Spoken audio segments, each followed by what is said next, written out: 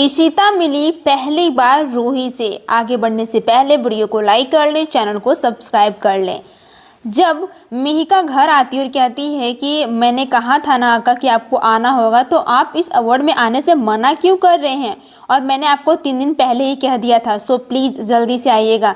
बाला कहता है कि ठीक है मिहिका, हमें तो वो याद है, बट फिर अय्यर कहते हैं कि चलो अच्छा है, हम लोग टाइम से पहुंच जाएंगे।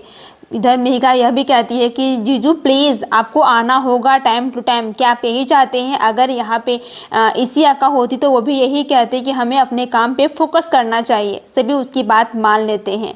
दूसरी तरफ सभी यह कह के जब चली जाती है मिहिका, तो मिहिका को रोकती है। जब इधर बात कर रही होती है पीहू किसी और फ़ोन से, तो कहती है नो पापा, आपको आना होगा, वरना पीहू आपसे बात नहीं करेगी। आपको पता है ना, हंगरी पे चली जाएगी तो आप क्या कर सकते हो, कुछ नहीं कर पाओगे।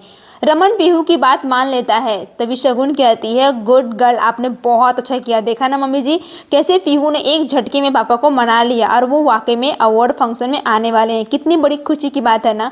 पीहू बहुत खुश नजर आती है और कहती है कि या मैं जीत गई, पापा वाकई में टाइम से आ जाएंगे।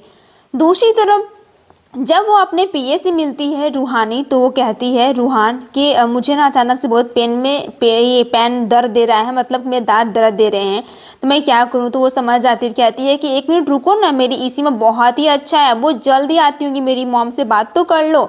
जब वो अपने पापा से मिलने जा रही होती है तो वहाँ पे डॉक्टर उसका इलाज कर रहे होते हैं। दूसरी तरफ इधर मिहिका और रूमी दोनों पहुंच जाते हैं फंक्शन अवार्ड में, जहाँ पे सभी देखकर कहते हैं कि क्या मेरा बेटा आ गया है, कितनी खुशी की बात है। पर शगुन मन ही मन बहुत ज़्यादा मायूस हो रही होती है। कहीं न कहीं कहानी में लीप ईयर दिखाने का एक भी मकसद हो जाएगा रूही पीहू, जो कि दोनों की बॉन्डिंग बहुत अलग अलग डिफरेंट है। दोनों के चेहरे तो सेम है, बट सब कोई मेन चीज़ है वहाँ पे बदलना। जैसे ही संतोषी देखती है रूमी को, तो गुस्सा करती हुई कहती है कि मिहिका के चक्कर में रूमी ने अपने घर को छोड़ा था। मेरे दोनों बेबी, अगर आज इशिता होती तो सबको संजो के रखती। पर पीहू अपने पापा का इंतज़ार कर रही होती है और कहती है कि जल्दी से बैठो पीहू, कोई खड़ा होकर कोई बड़ों की बात नहीं सुनते हैं। जब दूसरी तरफ जैसे ही वहाँ पे बुलाया जा रहा था अनाउंसमेंट, दूसरी तरफ जब रूहान को यह बात पता चलता है कि उसके म्यूजिशियन उधर बुला रहे हैं, निधि गुस्सा में कहती है कि जल्दी से आ जाओ, मेरे पास वक्त कम है और सबको इंतज़ार कर रहे होते हैं। तो ये माया कहती है कि क्या बात है, तुम्हें अचानक से कैसे दर्द होने लगा। तो दूसरी तरफ जैसे ही उधर से इशिता आ रही होती है, जैसे ही रूहान इशिता को देखता है, देख के उसके रोंगटे खड़े हो जाते हैं, क्योंकि ये रूहान नहीं बल्कि वो रूही है, जो कि इशिता से पहली बार मिली, वो भी 7 साल बाद। लेकिन इशिता इस बात से अनजान है, बेखबर है, क्योंकि उसके चेहरे बदल गए हैं और इशिता को याद भी नहीं है कि क्या रूही जिंदा है फिर या नहीं। लेकिन रूहान वो पुरानी बातें याद करने लगता है, करते करते उसकी आंखों में आंसू आ जाते हैं और याद करती है कैसे उन्होंने मुझे बचाया था, लेकिन इन्होंने एक झटके में मुझे अपनों से दूर कर दिया।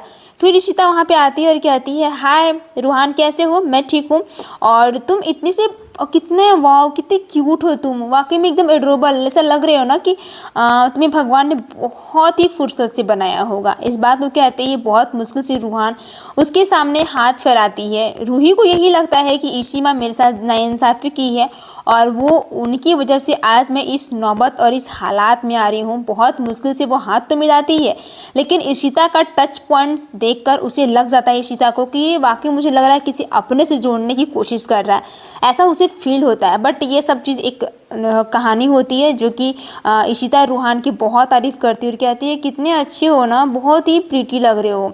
तभी वहाँ पे कहती है कि मॉम आपको पता है उसको ना पेन हो रहा है दांत में, तो सो प्लीज़ आप देख लो ना। तो कहती है मैं डॉक्टर इशिता हूँ, जो मुझे बहुत अच्छे से आता है देखने के लिए, सो मैं अभी आपके दांत को देख लेती हूँ।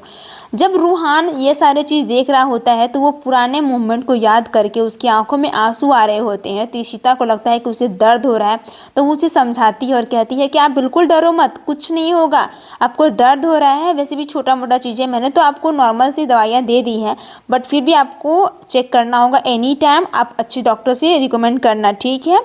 मैं आपको कुछ प्रिस्क्रिप्शन दे देती हूँ, आप उसको अच्छे से कर लेना। फिर ये कहती है कि मुझे जल्दी जाना होगा, लेकिन रूहान सभी के सामने यानी इशिता के सामने ये नहीं बता पाता है कि मैं रूही हूँ, मैं रूहान, मुझे मजबूरी में बनना पड़ा। लेकिन रूही के मन में वह सारे सवालों के क्वेश्चन चल रहे होते हैं कि आखिर मॉम ने शादी भी कर ली और उनकी बेटी भी है। उसके मन में सब सवाल चल रहे होते हैं कि आखिर ये कैसे हो सकता है। वहीं दूसरी तरफ अवार्ड फंक्शन में जैसे ही यहाँ पे मिलती है पीहू, अचानक अपने पापा को देखती है आते हुए, तो उसके चेहरे के बहुत ही ज़्यादा हाव भाव देखने लायक होते हैं। वो बहुत ज़्यादा खुश होती है, कहती है ये मेरे पापा आ गए, आखिर रमन भल्ला की एंट्री हो ही गई। तभी वहाँ पे रमन आ रहा होता है। रोमियो उसे देखकर काफ़ी ज़्यादा क्यूरियस महसूस करता है। उसे लगता है कि मुझे इस इंसान के सामने बात ही नहीं करनी है। फिर वहाँ पे अय्यर की पूरी फैमिली आई हुई रहती है और संतोषी बहुत खुश नजर आती है और कहती है कि थैंक गॉड पीहू के कहने पे आ भी गया।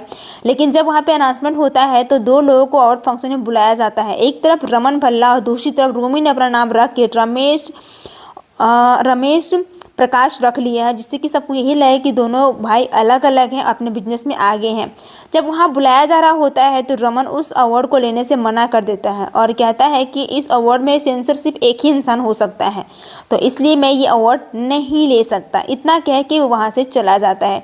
दूसरी तरफ रोमी अपने आप को बहुत गर्म महसूस करता है। आगे वाले एपिसोड में बहुत ज़्यादा टेस्ट होने वाला है। देखने फुल एपिसोड आप जियो प्लस हॉटस्टार पे स्टार प्लस पे देख सकते हैं।